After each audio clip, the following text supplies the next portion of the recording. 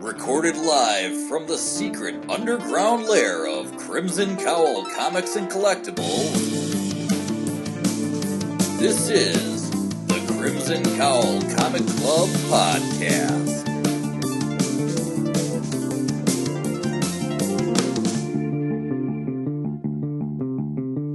The following issues may contain spoilers.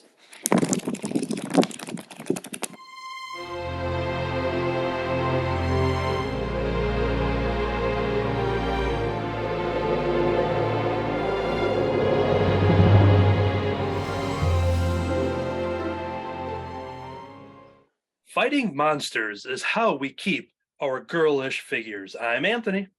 I'm Damon. I'm Kirby. Welcome to another special bonus Hellboy Book Club episode brought to you by the Crimson Cowl Comic Club Podcast. This is the Bureau for Paranormal Reading and Discussion. So you can go and watch our first episode in which we covered the story Seed of Destruction. But now we are going to dive in to the next chapter covering the Hellboy comics presented in these library editions. Here they are. So before we jump into that, though, I have to open up a little dossier that we have here from the BPRD, and we're going to see what's inside and what the mission is for this week. Here we go. Wake the Devil. A murder in a New York wax museum and a missing corpse lead Hellboy into ancient Romanian castles on the trail of a sleeping legend. The original nobleman vampire. Nazi scientists prepare for the return of their occult master and the end of the world, and Hellboy confronts his purpose on Earth. There we go. We got that dossier from the BPRD, the Bureau for Paranormal Reading and Discussion. We're going to tuck that away because it is top secret files. What we're going to talk about here is Wake the Devil. This story is by Mike Mignola, colored by James Sinclair, lettered by Pat Brosseau, introduction by Alan Moore, edited by Scott Alley, color separations by Dave Stewart. All right.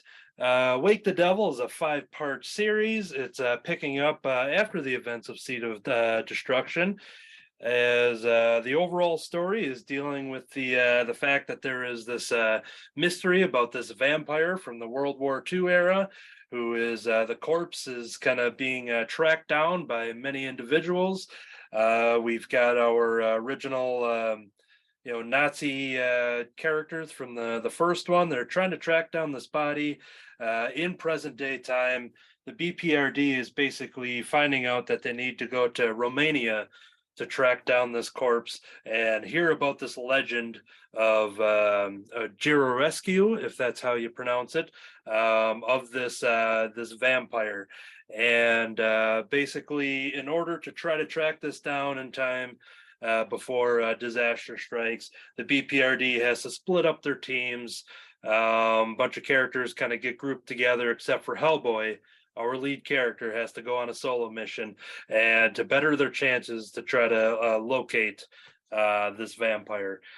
We get more story development with the Rasputin character and all the Nazi war stuff and all the Hellboy's purpose, and we even dive into bringing in the characters of Hecate, which I know it's been pronounced many different ways. I go off of the Buffy pronunciation of Hecate, and so we see a lot of characters, some of the existing ones from the first volume, but then we meet a whole bunch more continuing this lore, sending Hellboy and the BPRD into yet another adventure, but bringing vampires into this. Now it is since we are following up the Seed of Destruction, it's important to say that that first story had a lot of frogs, and this one has a lot of snakes. So, all right, we'll see if that's going to be a theme here as we kind of have, following that trend. So what we're going to do here for this club podcast, we have all read this story, Wake the Devil, a story that I believe originally was in 1996, if I'm not mistaken. And we're going to talk about likes and dislikes and things like that. We're not going to go page by page, panel by panel, and really break it down. I guess overall the idea of it is kind of talking about our experience with it, as well as kind of leaving it open for those who are checking it out that they could still read the story and basically, not be completely spoiled. Although, having said that, we can feel free to talk about anything that happens in this thing, but just once again, not going page by page, to kind of leave it up for the reader if they're interested. So what we're going to do here, go around the horn. Damon, if you want to kick it off and kind of let us know what you thought of these 5 issues, this follow-up of the introduction of the Hellboy character with Wake the Devil. What'd you think? It was all right. It was definitely not as good as the first one. I think he was I don't know, maybe he turned into Stephen King there for a while.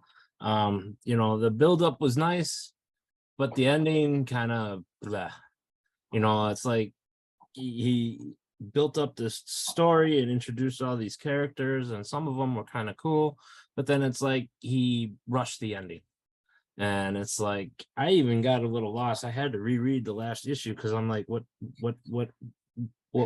going on here? But I hope it gets better going forward. I mean, it was fairly decent. I see what he was trying to get at, but I think he could have. This is something, I think it was 5 issues. He could have probably expanded this at least another 2 issues and give us a little more character depth. There's some interesting characters like, that Grisho's father, and how he made the deal with Hecate. And, that would have been worth expanding on. That was, one of the things that I thought was interesting, and explain why he's still alive. And, the Roshu, or whatever, however you pronounce his name, could tell a little bit more on his story. And then, of course, the Gorgon, which is what Hecate becomes, that was, interesting, but that also was the best part of the whole story. And that, to me, seemed a little rushed. And then the ending is kind of confusing. You don't know who lived, who died, where they are and what's going on. So I'm assuming that's because he plans on continuing with these characters going forward. But It was a little bit of a step down for me compared to Seed of Destruction. Yeah, it's interesting to see, from a character that started as a promotional random sketch of a monster for a Comic-Con, as we learned, with the back matter of these editions and things like that, seeing the drawing of a character, and he just thought that Hellboy was funny. To see the early stages of creating a story of that, and then kind of realizing, I'm sure there was enough success with that first round to just be like, all right, let's try it again. And once again, going off of that Frank Miller suggestion of kind of doing miniseries. And while this one does, pick up from those events, and probably, you'd need to read Seed of Destruction to really understand what's going on, but still just kind of containing it within these story arcs. Obviously, there's much more to be seen as we continue to go through these stories here. But it'll be interesting to see the development of his story, and if you look at Marvel Comics as a whole, or DC Comics as a whole, and see the first ever Captain America stories, or the Superman and Wonder Woman stories, and kind of see what they go through in those 40s and 50s comics until they get to the Marvel age in the 60s, and then the stuff you can do in the modern age. So I think that'll be something that will be pretty noticeable as we read these stories, is seeing how he just continues to better himself and structure these characters. And that might have been something. It's interesting that this one was 5 issues, adding one more from the last one, and then you thinking, it definitely could have been a couple more to flesh out some of those extra backstories. But the way that these Hellboy comics go with the BPRD spin-offs and all that stuff, these might just be random plot threads that could be expanded in future editions. We'll have yet to find out, but I think it will be interesting to kind of continue to see him develop, doing this creator-owned series. Jump over to Kirby if you got some thoughts to launch us off on. I'm opposite of Damon on this one. I think this one's way better than Seed of Destruction. Instead of a bunch of weird ass looking frog characters, we got the BPRD who are dealing with man, beast, demon, vampire, Nazis, and a serpent lady, and there's so many different characters in this one. It'd be so fun to see on film. Whereas the first one was just lacking. What I wanted was the BPRD crew, some more characters and stuff, doing more things in it. And I think this would have made it for a way better film. But I mean, I wish Hellboy would give up the gun already and just focus on his damn abilities and try and learn what abilities he has. Hopefully he learns them down the road, because in the side stories and stuff, he could learn stuff if he wouldn't kill people right away. It's like, just at least hear them out. Let him tell you a little bit about your powers before you attack them, and just see what you can learn about yourself. I mean, granted, some of the powers will probably turn them evil, but at least you'll be able to do something other than drop your gun every time you try and use the damn thing. It's like, I don't think we've seen him fire the gun yet in the first two episodes that we talked. I was flipping through to see, but yeah, I don't see it. But yeah, I'd love him to learn about his inner demon and give up on the weaponry. But he's got a fist of rock or whatever the hell it is. Use that more often. I don't know. But I love how you got Rasputin, Baba Yaga, Elizabeth Bathory. You got the Iron Maiden in there. And there's so many things that are just, it's all focused on the lore of death and vampirism and all that stuff. I really like this story. So it was way more interesting to me. I sat down and went all the way through this, whereas Seed of Destruction, I'm like, yeah, I seen the film. It's like, I didn't care for that much. And that was just so much slower for me, whereas this one I couldn't put down. So. Yeah, it's good to, having the comic book club here and kind of seeing the, how different people can read this, the same story. I would say I'm about halfway in between, where I guess I kind of like it almost just as the same as that first one. I will go lean towards Kirby and saying that I love all the extra creatures and such, which we'll talk about it at the end of this episode, but it'll be an ongoing segment from here on forward. I was inspired by all of these extra characters to say, hey, we're going to go ahead and mention our favorite little creature, whether it's a main character or a just literal one panel debut or something. So yeah, I do like all of that extra lore being explored. And then to go back on Damon to highlight one moment, really digging the Jeer Rescue's father. I love the reveal of that, just a creepy, skeleton looking character. I'm going to try to do this here with the library edition. Seeing him hunched over and go ahead. He was a Renfield character to me, is what he felt like. He's like that, just the vampire guardian, the protector, just the creepy little guy that hangs out in the house. Yeah, I like that, holding the candles and leading Hellboy into the next room, and I love that stuff. And then the introduction that with Hecate, with that being the mother of this Jeer rescue, and bringing that character in here, which I'll cycle back to that a little more later.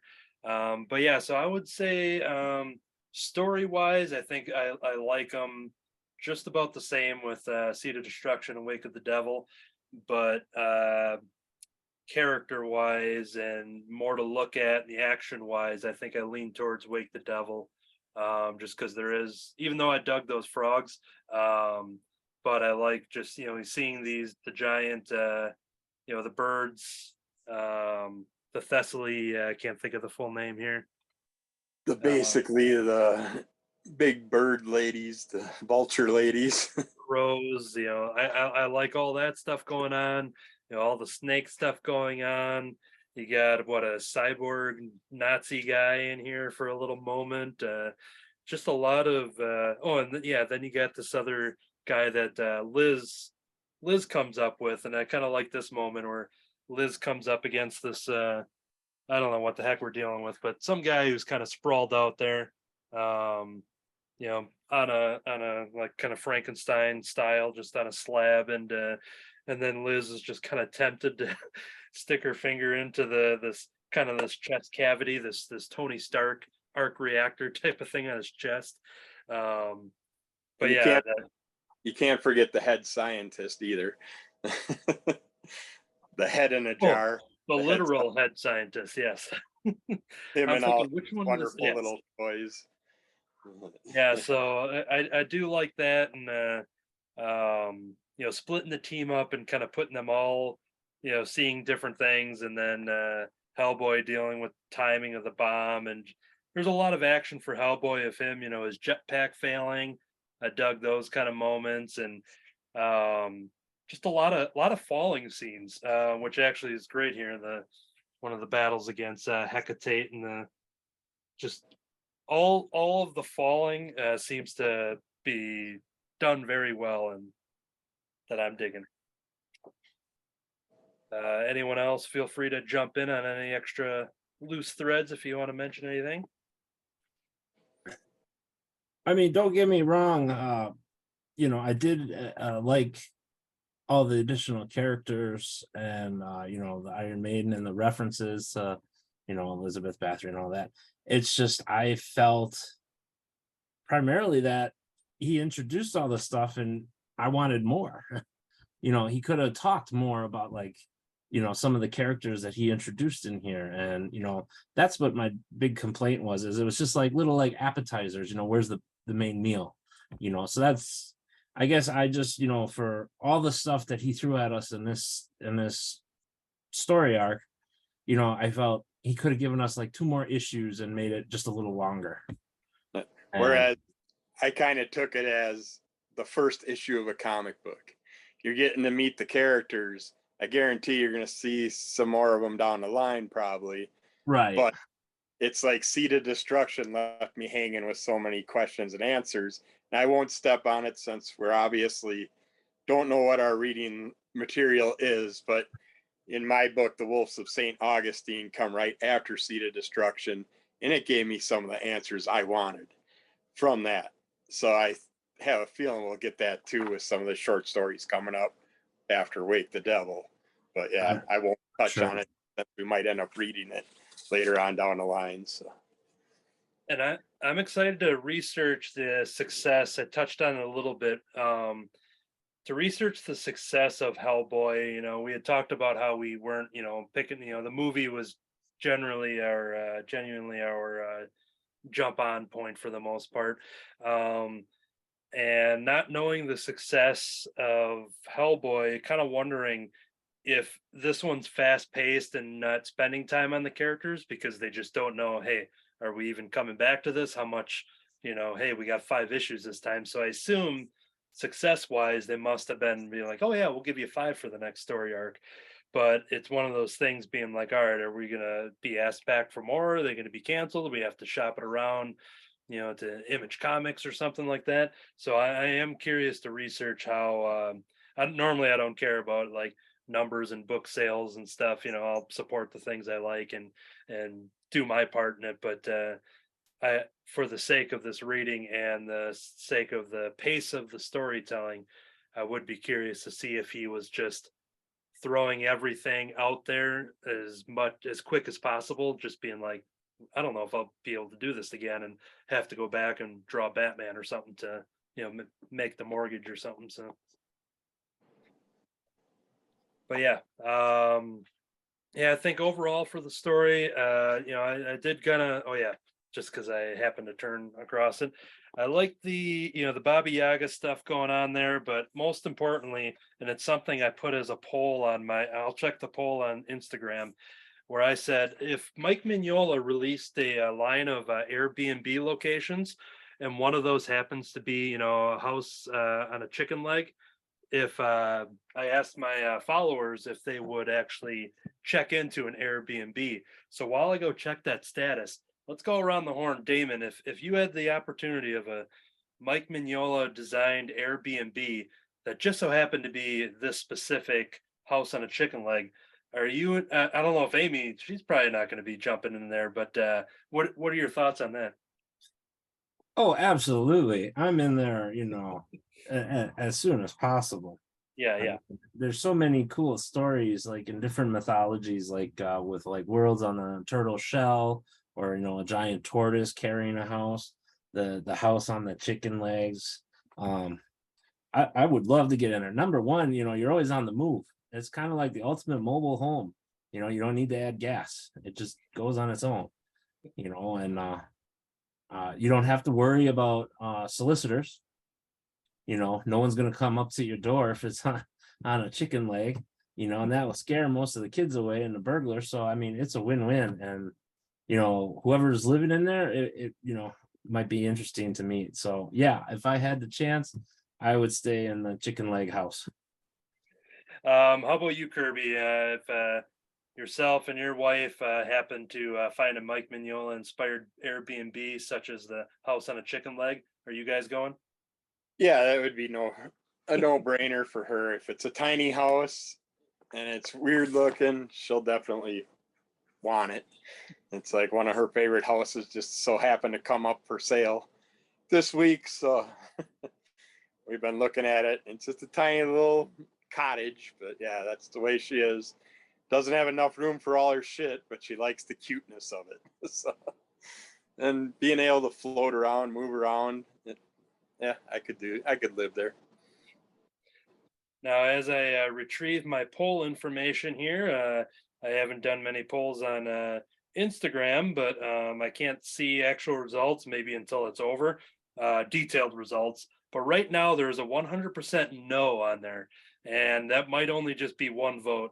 But yeah, for some reason, I'm not able to check the details of the poll results there. But yeah, that when I saw that, I only did that because I'm like, oh yeah, I would definitely do that, as well as seeing something unique, and it might be a thing that Mike Mignola might want to explore if he wants an extra paycheck, if he wants to sell out or do any of that kind of stuff. I mean, I'm sure there's going to be a legion of fans that are definitely not even people who are know about Hellboy. If they see something like that, it's definitely a cool Airbnb option. So just throwing that out there. So yeah, any other closing thoughts at all, that lingering threads before I ask the question of our favorite creature of Wake the Devil? I do love in the little museum area they have Lemmy Kilmister appears in there along with Vlad the Impaler and all the other characters, the devil. Yeah. Don't know why he's hooked up with all the vampire type characters and stuff, but yeah, I like that they put him in there. All right. Well, then I'll ask that question then. I have mine bookmarked. I'll kick it off. So after looking at all the introduction of these characters, all the things that we've mentioned, looking at the back matter and seeing all of his sketches and development of these characters, things from his journals and early days, things that he doesn't even remember what he was, particularly doing on a certain page. I figure we'll each episode will say what is our favorite creature or monster or thing that was introduced into the current story. Could be something that's a main character, could be a one panel representation of something. I'll kick it off here. When we see Hecate coming up to Jir Rescue, who's been stabbed in the heart and has the knife sticking out, and just the silhouette appearance in this top corner panel. I love the design of what we're looking at there. And just the skin or the body and everything, you just that's all silhouetted out, and I thought that was a nice creepy reveal because you get the dialogue of Gia Rescue. Hold on here. Oh yeah, you get the dialogue and you just see this character just kind of pop out just out of the darkness, and getting that reveal, and you saw the snakes beforehand and everything. But I would say just literally the interpretation of that panel. That's what I dig. Damon, do you have a favorite creature panel or just overall creature for this story? Mine is also Hecate, but it's when she's in the form of the Gorgon. Gorgon. I was interested in Greek mythology there for a bit, and of course, of the three sisters, one of which everyone knows is Medusa, and so it was interesting to see his take. And there's a lot of cool panels, but of her in the Gorgon form.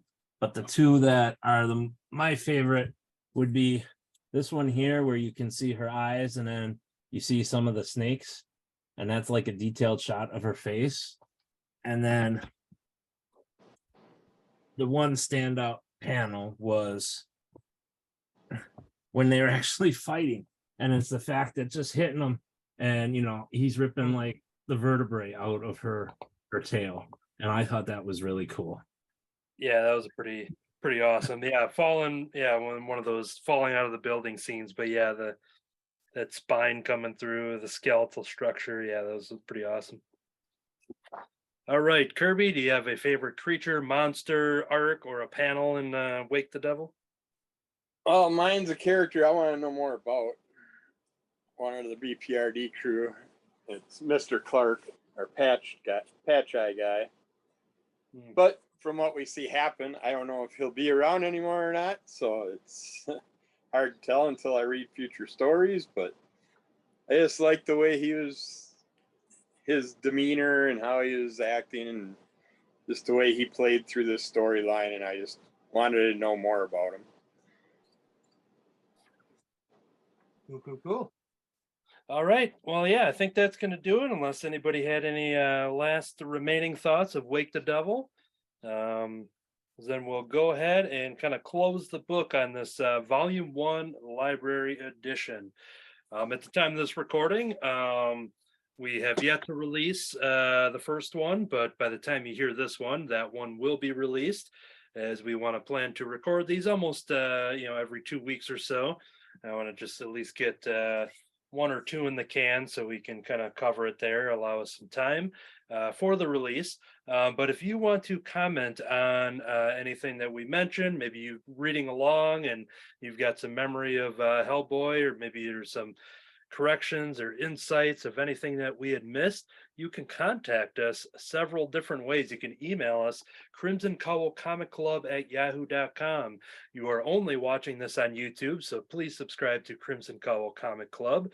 You're kind of wondering, what is Crimson Cowl Comic Club? Maybe you just searched Hellboy and this happened to magically pop up, but we are a near weekly comic book club podcast, and we talk about club discussions of some current titles, and then we do weekly reviews of old comics and new, kind of go back and forth. We cover preview catalogs.